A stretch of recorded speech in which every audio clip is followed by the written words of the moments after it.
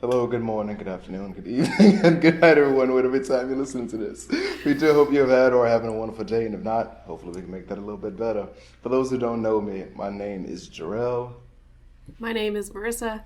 and yeah, let's just talk for a little bit. I really thought you were gonna like clap behind me and be petty again. And you left me hanging. So now there's like an awkward pause and me laughing during the goddamn introduction. Thanks, Marissa. I appreciate it. Good call, That's what buddy. I'm here for. Welcome to friendship. So you remember how we talked about shitty friends last time? That's me. I'm not a shitty friend. I'm not a shitty friend. Anyway, maybe a little bit. We all are. Anyway, ladies and gentlemen, grab your drink, sit on down, and let's talk. Ferran, Yeah. what we talking about today? What? I don't know. Stuff. Let's see. Real time, folks. Real time. Dude, I don't know. Stuff. That's what I've got for you. Stuff. We're gonna talk about stuff. Yeah. So, it's sort of, it'll be a continuation on last week's conversation where we talked about friendship, and my personal opinion was that communication is the most important part of any relationship. So today let's talk about miscommunication. Okay. What is its detriments? How does it happen? Where does it happen? What's the difference between listening to answer and listening to hear or to understand? And how that applies in various aspects of our lives. Okay. I guess how does miscommunication happen? I reckon it happens when you ain't communicating. I guess. I don't know. Like it's weird because like I think miscommunication can happen while it's hard to speak today. I think no, it don't. Not to me. Once again, I'm perfect. Anyway. In an episode about miscommunication. So it happens when I think when people have not processed what they genuinely think and feel,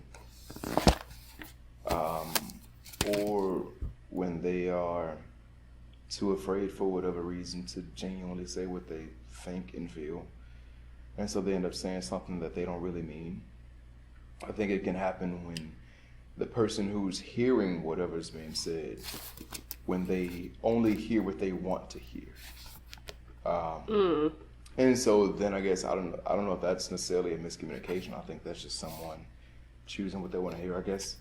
I don't know. So like a bad listener almost. Yeah, like a bad listener. Or someone who just doesn't want to accept whatever's being said to them. They're just choosing not to hear it. So I don't know. I think there are many things that can lead to a miscommunication. But yeah, I don't know.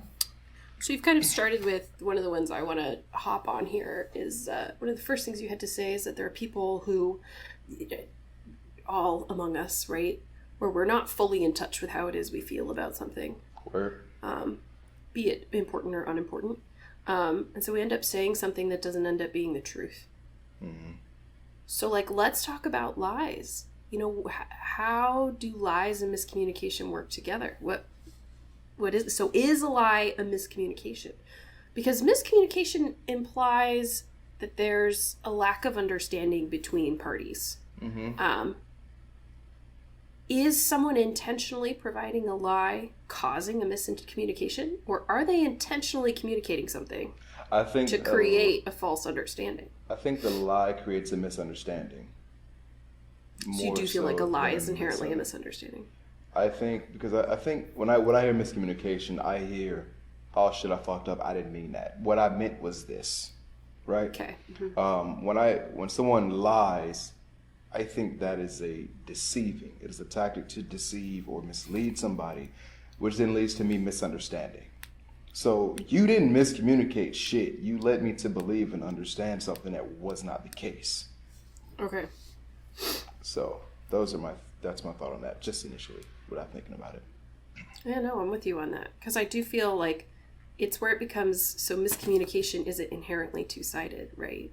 So like you'll have a person who, like you're saying, wants to hear something, and then you have someone who doesn't feel like there's effort in trying to change their mind, and so they actively tell a lie to that person that's not a truth, but these guys aren't willing to hear something different anyway, so they heard what they wanted to hear. So like this is inherently a miscommunication. This person hasn't been able to communicate what it is that they actually believe and where they actually want to get across. So we have miscommunication on this side, but this person who isn't willing to hear anything, they're like, yeah, sure, no, we just continue with it. Yeah, we're on the same page. And it's like, well, you are, but you're not. There's this asterisk and a whole chunk of subtext at the bottom that you're just ignoring. Right. So define miscommunication real quick. That's where we're at. Ah, That's shit. the podcast. Damn it. All right. Yeah, so I think that one's hard. Like, especially like if you have someone who only hears what they want to hear. So say, for example, like, let's say if I was like, hey, I don't want you to call me. Like, don't call me, don't text me, leave me alone. Mm-hmm. And someone hears, oh, well, you don't want me to call you today. You're just upset right now. I'll call you tomorrow or I'll call you next week. It's like, no, motherfucker, I said don't call me. Right. So I think having someone who doesn't want to hear or only hears what they want to hear, I guess it can lead to miscommunication. But then I really wonder if it's miscommunication, because if I said what I genuinely thought and felt, I was true, I was honest, there should be no miscommunication. Right. Because I haven't miscommunicated anything. Like, I haven't fucked up in my communication. I haven't misled you in any way. So then let's take it back, right? Okay. So Okay. the easiest way to figure out the antithesis of something, antithesis, that's a good word, is to figure out what the original thing is, right? So like, what is the goal of proper, well-executed communication? Like, what is the point of it? And for me, the point of communicating with somebody is to create shared understanding, right? Okay. I have a thought or idea, and I have to be able to express it to you, and then you have to be able to understand it. And then through that communication, we now have shared understanding, right? So the goal of communication, shared understanding. So if good communication brings you both to the same place, the same understanding of something, a miscommunication involves a situation where there isn't shared understanding. We've communicated, there's messages going back and forth, but they're either not being received or they're not packaged well, or, maybe they're not being sent. Passive aggression. Hi, that's me. So like, so in those, myself real quick. We own it. Okay. Working on it. We all get better. Hopefully. Thank you. Oh my gosh. It's all about me. At the end of the day, miscommunication means that we haven't gained shared understanding. We don't have a shared vision. And that can be for all of the reasons, that good communication does happen, right? We've got a message, we packaged it right, and we received it. So any of those pieces can break down. But then there's also like internal stuff, like we talked about, where like it's a message, but you don't want to hear it. Mm-hmm. So it's like, why? Or you don't agree. Okay. So if you're in a situation, so like the thing that keeps coming up to me, just had to emergency relocate, and my significant other and I had different understandings of what the goal was in that process. Right. We had the same movements, right? We had the same, like, you take item, you put in box, you take item, you put in trash bag, So we're doing the same stuff. And we're going, well, you pack over there and I'll pack over here. And so there's communication.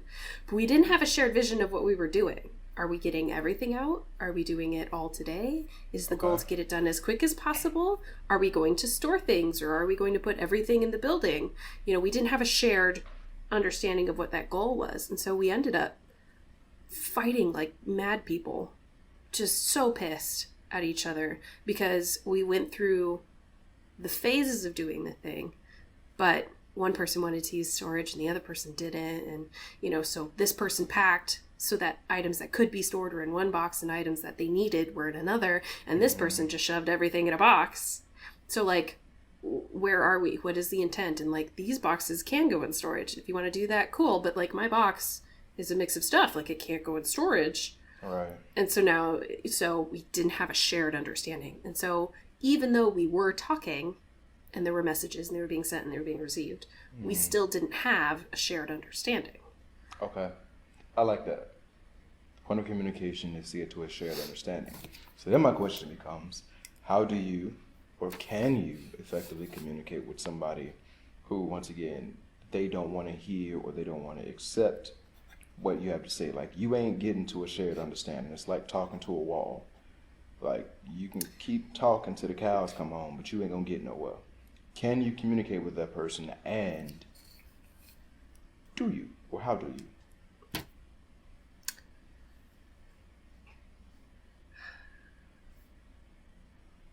It's hard because I'm the person who, like we've discussed before, I give so much grace to the people in my lives. I will try again and again and again and again to try and get my idea across. But there reaches a point where it just isn't being received, right? Mm. So, for example, there are 2 members of my immediate family that I love very dearly. One being a parent and one being a sibling, and you know, they're family. They love each other. But for the love of God, they can't communicate. Mm-hmm. They can't do it. And it's because they're both walking around with their idea of what the intent is. That they can't be corrected. They can't be directed by the other person because there's motivations that aren't even there. And so there's all this really bad, nasty crap that gets in the way of the communication so that they can't do it. They're both so set in what their idea of how the other person has harmed them, that there's no communicating. Even about, you know, turn left at the next opportunity. You know, they can't do it. Assuming that the other person has some sort of intent. Yeah, well, and they live their lives in such a fashion that, like, whatever, like, your base assumption of how the world works is just different. So the turn left, this actually happened, and it was just the most infuriating thing I'd ever witnessed in my life. So my sibling was driving the car, and then one of our parents, so the 2 that don't get along, so the parent is in the front seat next to the driver of the car. We're trying to find a location. And so the parent says, "Your next left." Well, the parent's idea of next left, they had sort of, you know, the curbs in between, where like you drive one way and then the other street goes this way and there's like a curb in between, has brakes in them that allow you to turn as the roads turn into blocks. And so the parent's intent was the next break in that curbage is where you should turn. Well, the driver, my sibling, thought the next left, that what was intended by next left was the next intersection where there was light. Mm-hmm. So just even their shared understanding of like what next left was, like, wasn't the same. And so like, it's literally that basic. Like, there's no emotional attachment. There's nothing there, but like literally couldn't give and receive instructions to each other because just their basic fundamentals are just so different. Okay. And so as someone who loves these people, who saw them have a positive relationship before, it's really painful to watch, because I know for a fact that we would have to do some really major work to break down a lot of those major assumptions between each other. Mm-hmm. And on both sides. It's not like one is the perpetrator. Like, both of them would have to do real work. And they probably need like mediated therapy, honestly. Right. Like, you know, not couples therapy, but group therapy, family therapy, where that they would go to be able to break down some of this bullshit. Because without that kind of intervention and that kind of change, I can tell you right here and right now that their relationship is never going to change from the way that it is right now. Because neither of them is willing to truly listen. And neither of them feels safe to truly express. Mm-hmm. So we have the 2 sides of any communication, and they literally can't exist. You know, they don't feel safe to express, and they also aren't capable of receiving. on both sides. I mean, there's nothing. There's message. Let me tell you, there's message. There's shit to get across, but neither can engage with either side because it's just so broken. So then the question becomes, because I've had a similar issue with a family member, where you put us around each other for too long, shit's going haywire. Like ain't. We talked about it. I'm sure there'll be an episode where we discuss it a bit more. If we're around each other for more than like 2 weeks, every day is gonna be a war zone. So then the question becomes, what do you do? Because I'm of the understanding. First off, I will never tell anybody what to do with their life or how to live their life. It's not my party. But in a situation like that, I think you either need to just stop talking, like stop communicating, or communicate on like a shallow level as much as possible, and then let that be that. Or both parties have to genuinely, at the same fucking time, decide to open up those boxes. So whatever insecurities and shit that I have, like the reasons why I won't open up, I gotta decide, okay, cool, I'm gonna go against that. I'm gonna actively try and do a thing different. It has to happen at the same time. Because if it doesn't happen at the same time, say if it's an example where, let's say I decide to start operating differently. I decide to start hearing you out more. I decide to start being considerate, or trying to be more considerate. I mean, but you still in your mind perceive that I got some other intention. It's going to make you hunker down further, and it's going to make me hate the fact that I decided to operate differently in the first fucking place. So then I'm going to hunker down again, back to where I was, and eventually you'll try to switch up. And so it becomes this deeper weird and deeper thing. In the trenches. Now we're dug in even deeper. Yep. Because I tried to do better. I tried to be nicer. I tried to be more understanding, and you shat on me. Right. And so now when I switch up and go back to, or go to a worse version of what I used to be, and then you go, wait a minute, you were being considerate and stuff, you changed. Right. Now I seem like I've been misleading, or like it was fake, or like I was trying to get something out of you. Further distrust. Yeah. So I think in those cases, it becomes a cycle, right? And I've been in that situation before. Jesus Christ. Even with someone who wasn't a family member. Relationships are hard, especially inside families. Dude, like inside families are people that you're emotionally involved with, emotionally attached to. Like it's a significant attachment.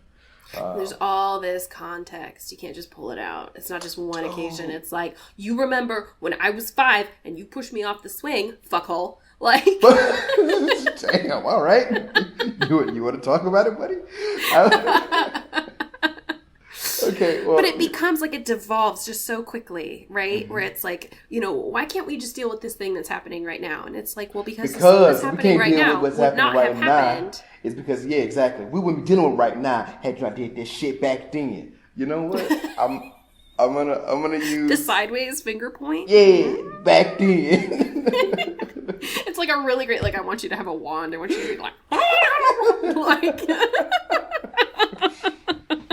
what you did is back Venice. Like, I don't know. Like, I tried to Harry Potter it, and I don't know if it worked, and I hate that I did it. Perfect. It's perfect. Putting that on the title list. Okay, so don't you fucking dare. Okay, so example, and I'll use one of mine because it's what we do here. Welcome to Let's Just Talk. We try to use ourselves as much as possible because, we believe in honest communication in this bitch. So that being said, so a situation that I was involved in that was a bit of a miscommunication all the way around is the reason why my family nicknamed me Captain Save-A-Ho. I'll explain. So I met this person who was back in high school, and when I tell you, I was infatuated, gorgeous, could sing, funny, charming, everything on the planet. But for the longest time, I was the nice guy, and she would stay with her boyfriend at the time, who was a piece of shit in my book, and also from what I was told. But it was always this thing where, she wouldn't, I was a nice guy, I'd make her feel better, and, but she would still stay with him.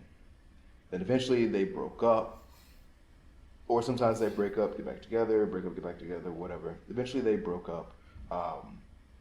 But for years of me constantly trying to prove myself and be the one, be the guy, there would be, say, it'd be a different relationship. I was so used to not being enough and not being the one that was going to be picked, quote unquote, that was my baseline. That became, it will never be me, I will never win, but I will get what I can out of the situation.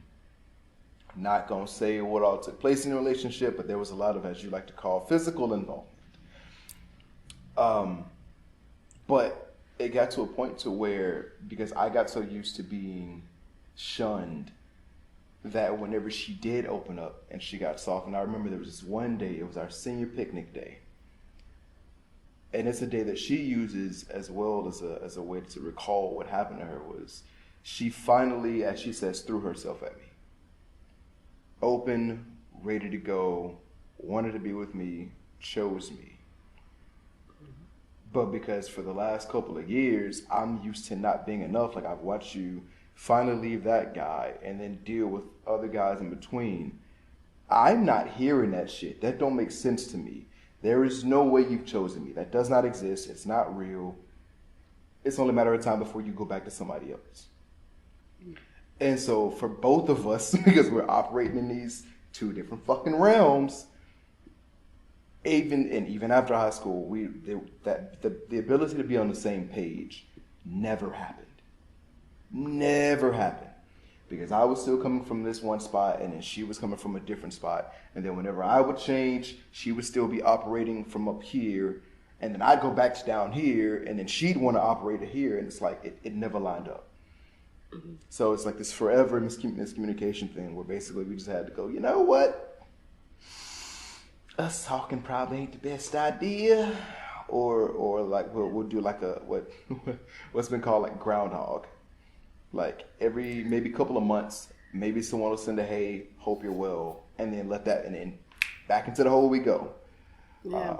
But yeah, dude, like that miscommunication thing and just people getting stuck into what they get used to.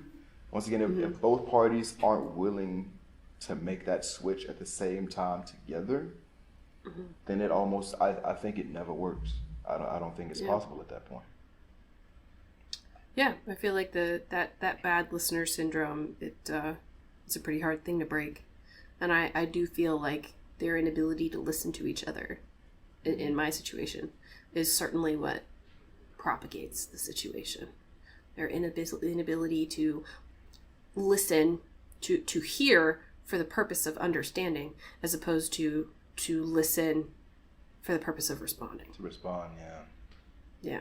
Which is something I want to bounce on. I've talked about this book before, Emotional Agility, written by a PhD, and she's got 20 years of counseling under her belt, and finally somebody I trust in what she has to say when it comes to self-help anyway.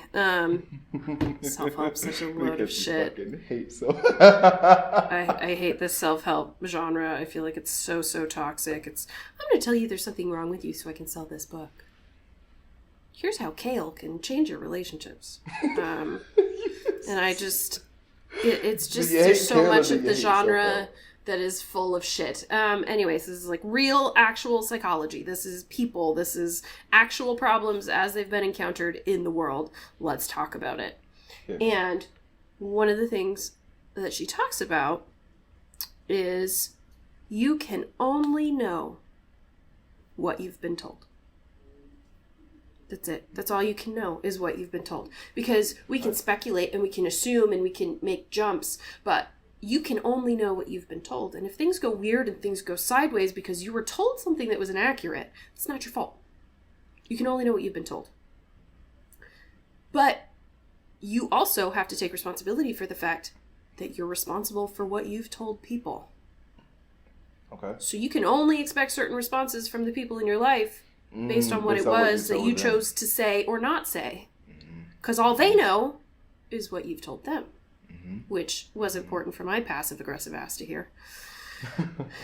So, like, it's so important that we take a second to recognize that the only actual intel, the only information that we have, that we know, is what we've been told.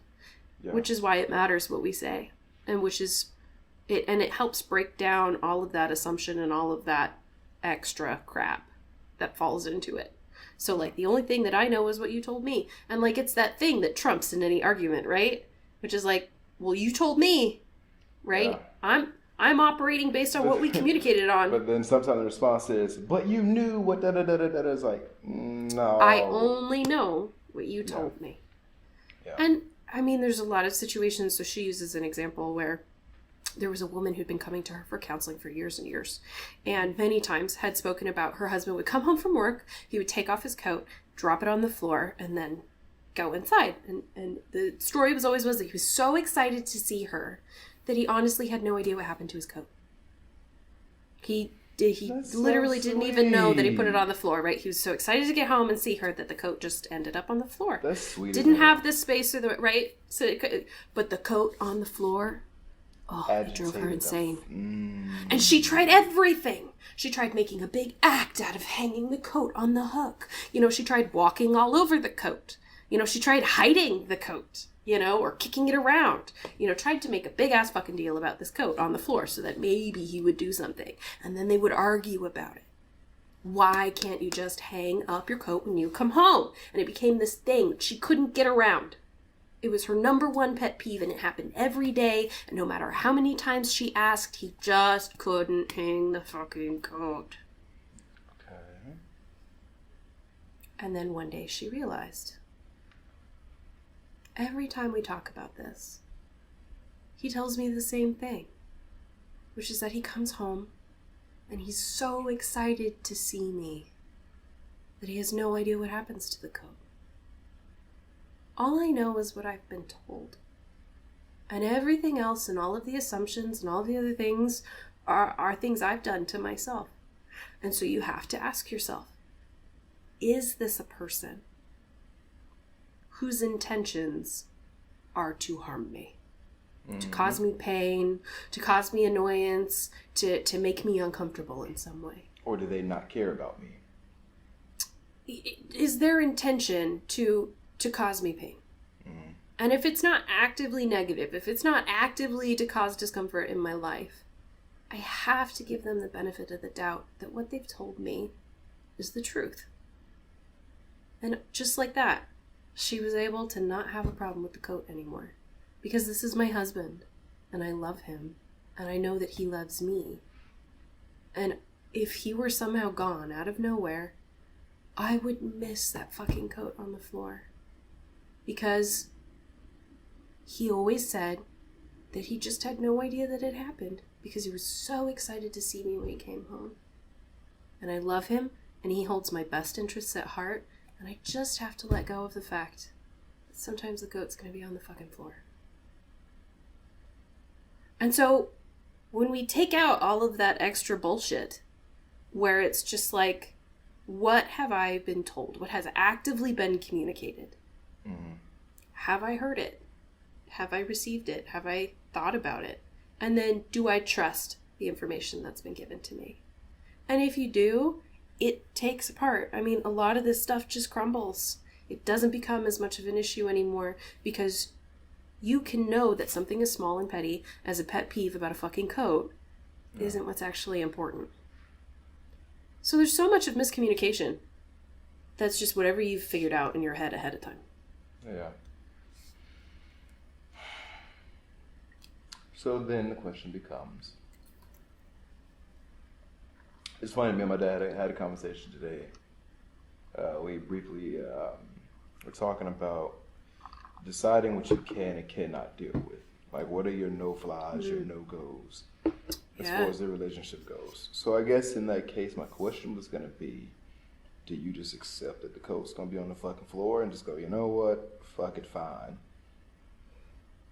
Or do you push for that because it irritates the hell out of you? And ultimately, if it's a no-go, then I guess you do push for it. If it's not a no-go, then I guess you do go, you know what, at least this fucker's happy to see me, and just move on. Like, what do you do in that case? So there are big problems and there are little problems, right? A coat on the floor at the end of the day is not a big problem, right? This is a relationship that is generally happy besides there being a coat on the floor. And so she actively decided, right? If he were gone, right? That's the option. Like, I have him and I have this problem, or I don't have him and I don't have this problem, right? They go together. So if the option is that I don't have him, so I don't have this problem, ironically, I would want the problem back. Right. Rather than not have him anymore. So it becomes that kind of like questioning in your life where like, is this an issue that I would rather not have the person to not have the issue? Because if there's an issue where it goes hand in hand, where those two things are the same, where the person and the problem are the same, when you reach the point where not having the person means not having the problem, and that's what brings you relief, like, yeah, that's a no-go, man. That's okay. Sign the check, right? Like, sign, sealed, delivered, you're out the window. There's no more of that. And it can be so hard because we get so wrapped up in some of those problems.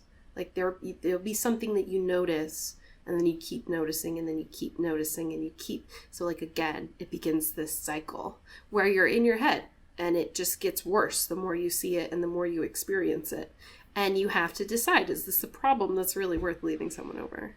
And for a coat on the floor, like, if that's the thing where you draw the line, like, I mean, I don't know that you're going to find a lot of happy relationships, right? It might be a little too strict, right?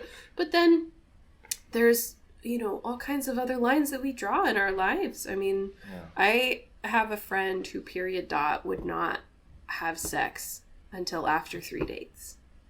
And regardless of how well the dates went, if you were willing to make it through the third date, that's when she would begin considering whether she would be physical with you. Okay. And it was just a boundary she needed. Because for whatever reason, her value in somebody's life, in her head, was attached to how they valued her. Okay. So for her sanity, for her ability to be able to date, she made a rule. And if somebody wasn't willing to go by that rule, it was an easy see ya. Okay. I'm fighting going down that wormhole because this is what we do. Go down fucking wormholes. We're all about all the way down. I'm going in for a penny, in for a pound. Fucking, I'm here. Okay, so let's talk about this. Cool. The idea of a time frame. If your intent is to establish whether or not he cares about you, he really values you, or he's going to stick around, I feel like that's a dumbass way to shoot that. Like, not granted, like, it is your life, it is your choice. But, like, because also the question, okay, cool. How many how long, like, for example, there's been people who, like, you see each other or you go on a date twice in the same week. So if next week is a third date, 2 weeks, fam, I'm smashing. Or at least you consider me. You consider it. Like, and if I'm gonna leave. Period. Like, me waiting those 3 weeks or the 90-day rule. Like, I understand the idea behind it. Right. But it makes no fucking sense. Because ultimately, like, the longer you drag a situation out, the more attached you get to that situation. The more expectations and hopes you build up. And, they said this. And okay, wow. And then that makes me think of this thing maybe further down the line. You're hearing more shit you like. You're seeing more shit you like. And then they get it, whatever the fuck it is. And they go, later, homie, where you could have just got that shit situated a long time ago. I'm not saying to go out here and go smash everybody on the first date. Suck every dick in the room. Make me first on the list if you do. Yeah. But like, I understand. Like, yes, it is nice to have somebody like who says, okay, cool, that's your boundary. I understand. I respect that. Yeah. Cool. If that's a hard line, it's a hard no for you. Definitely. Hell yeah, good shit if you can find somebody. Yeah. But what is your intent? Like, what is the number 3? What is meant to happen between 1, 2, and 3? That's gonna be the How is difference it maker. different? Like, Yeah. it's not that fucking different. Yeah, which is, I personally thought it was ludicrous, and I told her as such. I was like, it's ludicrous, and all these same arguments. So this is where we have to talk about the difference between rules and boundaries, right? Okay. Because I feel like, so in the context of dating, right, we have rules and we have boundaries. Boundaries are those things that exist in you that are hard-nosed. They're those feelings inside of you where he treats you a certain way or she says a certain thing and it just fundamentally feels wrong in here. Okay. It's a boundary. It's a nope, I don't cross that line. And those things generally are not attached to numbers. They're attached to behaviors. Talk your shit, friend. So they're these things like the way he talks to his mom on the phone. Ugh. Okay. That's scary. I don't like that. I'm going to walk away. Or I see, look, he brought her a smoothie home from wherever he went for dinner. Not because she asked for one, but because he was there and thought she might want a smoothie. Hell yeah, green flag, right? He's so like to like a server or something like that. Like, right? That's a boundary. Behavior. That's something that in your heart goes, ugh, yeah, no, I don't want to be around that. Right? Right. Boundary. Rules, arbitrary, usually associated with numbers, and don't actually help. So the number one thing that drives me fucking nuts when it comes to dating rules is the whole time frame bullshit. Oh, well, I met him yesterday and he gave me his phone number. Would it be, is it like eager I gotta if wait I like 3 days text to fucking call. tonight? Like, no, like I can text him in like 3 days and then if he answers right away, I have to wait 24 hours and that it's all arbitrary. It's all bullshit. It's a load of crap and it doesn't serve you. Right? What does that prove? What does waiting 24 hours? Well, if he waits for your answer, then, you're setting him up for the anticipation of your... No. No, it's annoying as fuck because we all got our phones on us pretty much 24/7, and we look at the bitches 785 times in one day. If you telling me that you did not see my message and you did not respond, if you were not at work, if you were not busy, you tell me that I don't fucking matter. That's how I would say that. Not to mention that it's not like people are stupid and don't know these fucking rules. It's not like we're going, yeah, I texted her back last night. And like it's 24 hours on the dot, she texts me again. Sounds like this bitch has some crazy ass fucking rules. Like, rules are stupid. They're not useful. They don't get you anywhere.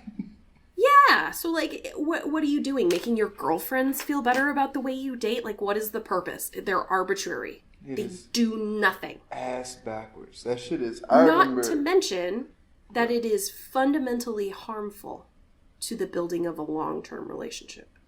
So if you're out there and you're dating and you're trying to find somebody that you want to keep around, you have to establish expectations from the start. And so if the expectation is that you're going to be waiting on the line for her to answer your text back, that's what he gets to expect from the rest of the relationship, right? Yeah. And so you're 3 months in, you start feeling comfortable, you don't have to keep track of how often you're sending your messages. He comes to find out that you text every second of every day. We had a false expectation set, and so now we've got the situation where you're a little bit clingier than he was looking for. You've been in this thing longer, you've established false expectations about what your communication is going to look like on topic. So now we have a situation where we've made him uncomfortable. So like, off the rails here. This is where we're jumping now. The purpose of a long-term relationship, even a romantic one, especially a romantic one, is that this is a person who would be your best friend even if you weren't fucking. You're not looking for someone to fuck. You're looking for your best friend. Because your best friend is a person you trust inherently, that you feel comfortable communicating with, who you feel comfortable resolving conflict with, that you face who I can just adversity fucking be myself with, like I don't. There's have no to pretend. images. Exactly. You get to be your full self because guess what? If you're going to be with that person for a long amount of time, you're not going to want to keep up a fucking show for 48 goddamn years. In the moment you want to said be that, yourself. I went back to something that you said pretty much. Like the idea, like, like how would you treat your best friend? Then do that to that same fucking person you're interested in. Because if we're playing this weird cat and mouse game, look here. As you put out our business in the first fucking episode 1.2, I'm damn near 30. I'm not playing no Same motherfucking cat and theme, mouse it's game. okay. We be okay. Like I'm damn near 30. I am not in the mood to play these fucking cat and mouse games. Fine, No. it can be cute for the first week or so. Actually, it's really fucking not, but I'll just play it because I have to. Maybe. But if we meant to do this for the next 2, 5, 7, 10, 15, 20, 25, 30 years. 30 years, I'd be damn near 60. We way too old. We way too goddamn grown to be playing these fucking games. You either want I can't the person wait like 15 minutes for you to answer the text about whether we need milk when I'm at the fucking grocery store. All right, better. your bullshit rule about how long you have to wait to answer my text message is not going to be useful. You know it what? will drive me insane. Just start mapping your life out around like, you know what, cool. I'm gonna go to the grocery store in 3 days. I'm gonna send this text now. Like the fuck, no. What if we run out of tissue the day before I go to the store? Now we fucked. Like, Yep. no. You're not doing this. So why? Grow the why fuck would up, we establish communicate. the relationship that way? Say what you mean what you say. Fuck Don't everybody else. hide. If you've got a hobby or something, you can't. If that's something that you actively put time and effort into, you can't be like keeping that under wraps like it's something weird. Oh yes, hell like, you can. If you do D&D every Saturday night, if that is a part of your life, maybe you want to put it in a context before you tell her about it. But she gotta know. She has to know where you're gonna be every Saturday night. Otherwise, she's gonna think you're cheating. Fair point. Like, you have to be honest about how it is you spend your time. I saw a video today. There was a comedian. He talked about how he has like he personally built them like clay Pokemon like in his room, and he's like, Right. it can go real quickly from, oh, this guy's just really weird, to serial killer shit. Like, you walk into his room, normal, cool, like, you go on this beautiful date, it's nice, have a good time, he's charming, he's cool as fuck. You know what I'm saying? You get back to his room and you see like 100 Pokemon scattered on the motherfucking wall. You like, what did I just walk into? Okay. So, like, then there's, like, the serial killer hierarchy, right? Where it's like, okay, homemade clay Pokemon up to, like, every pet I've ever had taxidermied, but their eyes are buttons. Like, there's, like, a range, right, of what's okay. Like, some girls don't leave you enough space, and you know what? You don't want those ones anyway. They weed themselves out. If there's somebody who you're trying to date who's not okay with the things that are important to you, you don't want that one anyway. Talking shit. Come on, friend. There you go. Throw it back. Throw him back. Throw it back into the ocean. Back in there fewer fish than there used to be. Fewer fish than there used to be. Like you said, we're approaching 30. Like, the pool is shrinking. And, like, you have to get used to, like, their weird disabilities. Like, this fish only has one fin. And it's like, well, this fish has one fin because he was married 4 times. Like, oh, man, I don't know. Like, 4 times by 30? Like, that's tough. Like... This one has a little fin. This one got a scar right here. This one is a blowfish. Like, it's... He has 8 children. How do you have 8 children by the time you're 30? Mormons.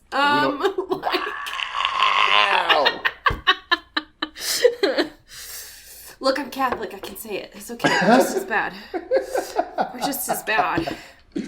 The Pope himself, in a homily, said, "There is no need for Catholics to reproduce like rabbits."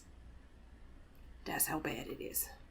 The Pope himself is saying, maybe chill down. Chill it down. And the good Lord himself said, be fruitful and multiply. He didn't give me a number. Don't he know your limitations? We just gonna be Nick Cannon up in this shit. The Lord said, man and a woman, they become one under covenant. That's a beautiful thing. And as long as it works, I'm going. No. Nick Cannon had 7 kids in a year. Like, what do you want? Whoa, holy shit. Like, God damn. Have you not been keeping up on this? It's No. all over social media. No. He announced the birth of one of his children, and in the same week, a woman who had been with him announced that she was pregnant. Good In Lord. the same week.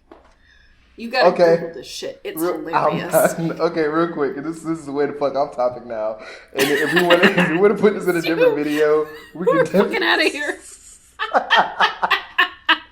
Just We really were quick. talking about miscommunication. Now we're counting host TV shows children. I just got a quick question to ask, and I'm sure this will be a different episode because I'd rather not go into it here right now. Ready. What are your thoughts on monogamy versus non-monogamy? Yeah, we'll have to definitely go into that one. All right, cool. Because the way Nick Cannon sees it is I will use the animal kingdom as a reference point. If Nick Cannon is a goddamn lion, Oh my god. he's in his pride. He has access to every lioness and will probably reproduce with every lioness that is there. Well, yes. At least he's not killing the cubs. Yeah. Facts. That's what we're different. That's what we differ from the Lion Kingdom. A little We ain't out here different from the killing lions kids. here. We're not out here killing the kids. Well, hopefully the mom ran the Well- kids off before the dude comes in. Anyway, so We gotta wrap this shit up. all right, cool. we gotta Anyway, wrap all right. it up. So, what is your end? I guess suggestion for not to have miscommunications or how to effectively communicate or whatever. What are your final thoughts on today's episode? Two main things. Okay. Self-awareness. And Okay. you tapped on it. It was the first thing that came out of your mouth. Sometimes we tell people things that aren't accurate because we don't have a good understanding of where we are in ourselves. Have that self-awareness. And be okay with somebody asking you a tough question and going, you know what? I want to spend some time on that. I want to give you an honest answer. I want to think on that. How much time would you say is too much time, or once again, I put a number on it. And that's fucked up. We sort of talked about it, and every person is different. Right. But I do think there's a such thing as way too fucking long. Oh, yeah. Yeah, I agree. So I don't. Maybe that's I guess every case varies situation, but I don't know, dude. Mm-hmm. Like I figure 2 or 3 days should be more than enough time, if that. Yeah. I a couple days, some of the bigger issues that are more intrinsic, and you have to be in a place to really sit with yourself. And I mean, you're going to have epiphanies, but it takes practice. So if you're asked a tough question, be okay with saying, give me a minute. But also when they prod you, you have to give an answer. But you know what? It's okay to give a caveat on that answer. Be like, I spent a little bit of time with it. I'm still where I stand, or I changed my mind a little bit. But, I'm not on solid footing here. Be willing to talk to people. Let's just talk, right? Look at you plugging a name. Well, I would say me as a person, for example, I tend to ask a lot of tough questions. I be meeting people on the first fucking day. If we talking, we talking. I'm not against shallow conversations. But Jarrell has no issue diving into whatever the hell we're gonna talk about. And a lot of times they get told, "Yo, that's a really good question," or "Hey, that's really deep." Why? I'm like, yeah, well, like, look, if you don't want to go there, we don't have to go there. But yeah, so I as someone who asked those kind of questions, if I did get that answer where, hey, I sat on it for a little bit, I'm still not entirely sure, but this is what I'm thinking right now. I'll rock with that because at least it shows me one thing, that you've actually thought about it, you actually give a shit, and that you do care to communicate about it instead of just letting it fall to the wayside. And I'm sitting here still trying to figure out what the fuck is going on. Right. I will take a, hey, this is where I'm at right now, but I'm still not too sure about it. Right. Because what we're doing is we're creating a more complete message, right? We have a more complete answer because you can just be like yes or no. Like you can spit that kind of shit out, but there's all the caveats, right? There's all the complexity that goes into this shit. Like miscommunication is real. Fun. No podcast anymore, right? So if you take the time to sit with something, right? Or to talk it through with someone you trust, you're really likely to come to the other side and learn something about yourself and about them and the capability to accept opinions that are different from yours. And I mean, there's a lot that comes out of that, but to be as honest as you can in an answer. Like, yeah, I have never thought of that before, but in the moment, this is kind of what it feels like. you know, and let's talk about it and we'll see if I change my mind. Like, those are things that are important to be able to say. You have to have the honesty. And we're so often, so often compelled to just be right. The person who's the most right in a conversation, that it becomes an upholding of a situation that maybe you don't have enough information on or you haven't spent enough time with. And so I try to challenge my answers pretty often, actually. It's been a really good practice, and it's made me fight less to be right. That's the first thing. Honest answers, right? So take the time to know yourself. Know yourself. 2, begin to notice when you listen to someone in a conversation. Are you listening so that you have something to say in response? Or are you listening to understand where they're coming from? Because it's different. It's different. How often, I mean, God, we do it all the time, where it's like, oh yeah, this thing that you're saying, it resonates with me, right? I'm sitting here, it's resonating, and oh, I have this story that sounds like that, and I'm thinking about that story, and oh, how am I going to tell that story? And the next thing you know, they've finished their thing, and you didn't hear the rest of it, because it was your own story banging around in your head. Okay. So it's like, okay, I'm in this moment. You're telling me a story. What are you trying to communicate when you're doing that? Are you trying to tell me about your day? And if you are, what can I learn from that? You know, you get home from work, girlfriend was at home all day. You know, you ask her, how was your day? What did you do today? Are you just trying to hear, oh, good, how was yours? Or are you trying to hear, oh, well, I, cleaned the kitchen. Oh, cool, the kitchen's clean. That means that I don't have to do the dishes tonight, right? Mm-hmm. And then, oh, and I went grocery shopping. Oh, she went grocery shopping. That means there's probably stuff in the fridge to make dinner with. And then you go through that process, and so you get to the end of it, and then she gets to go, what are we doing for dinner tonight? And you go, well, I remember you said that you went to the grocery store. What kind of things did you buy? Did you have a meal in mind? And by doing that, you've heard, right, there's this extra information behind. She told you she went to the grocery store and she bought stuff for dinner. So now you get to go, what does that actually mean? Where's the rest of the information there? What else can I understand from I went to the grocery store? And so there becomes this added layer of understanding that goes with it. It's not an assumption. It's an added layer of understanding. And that if we change the way that we listen to people, that, gosh, at work, I had a woman once who flagged me down for information, and she wasn't a native English speaker. And I was in get ready for the end of work mode and assumed that I knew what she wanted to ask me about. And when I slowed down and took that assumption and put it aside, my answer that I had ready, put it aside, and actually listened to what she needed reassurance. She needed comfort. She didn't need my stock ready answer. That wasn't helpful for her. And if I hadn't taken the chance to go, I'm over here ready with an answer, put that aside. What is she actually saying to me? That you get someplace else.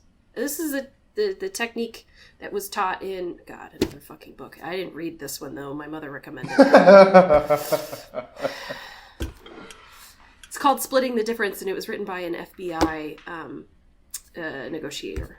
And he says that the most important thing that you can do in a negotiation situation, you've got hostages on the line, the whole shit. They're calling you, and all they want you to know is that they're going to hurt one of these hostages unless you bring $250,000, and a helicopter for their escape. All right.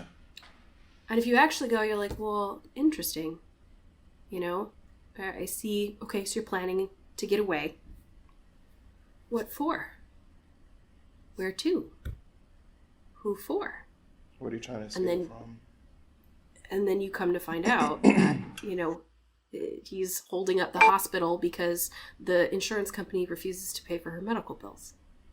So does he need $250,000 and a helicopter for the escape? No.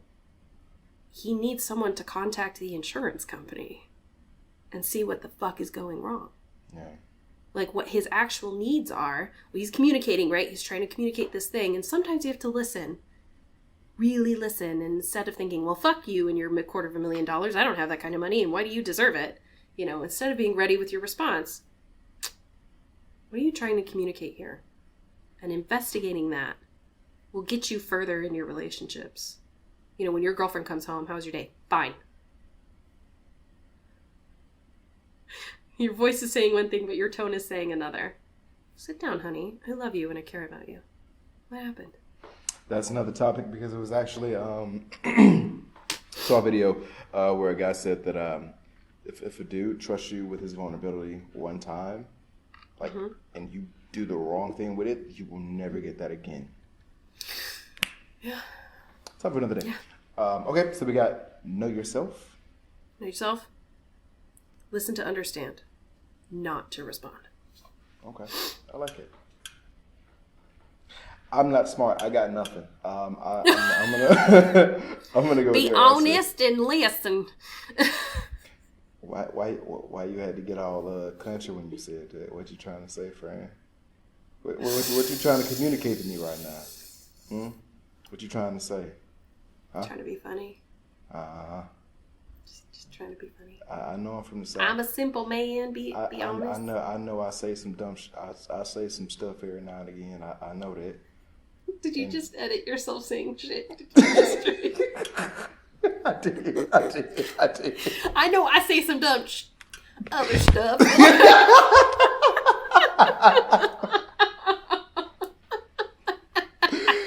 Ah, good I Lord. only know what you tell me. Well, ladies and gentlemen, that concludes today's episode. I'm super passive aggressive. Yeah, no shit. You don't say, huh? Ah, good Lord. If You're not passive aggressive at all. Nope. Was that sarcasm? What? Me? Yeah. Never. Genuinely. So wait, so would you say that? Wait, no, god damn it. Now I'm second guessing myself as a person. Am I passive aggressive? No, you're fine. I was teasing you. Oh, fuck off. Anyway, so ladies and gentlemen, we hope you enjoyed it. If you did, let us know. If you didn't, I guess don't let us know.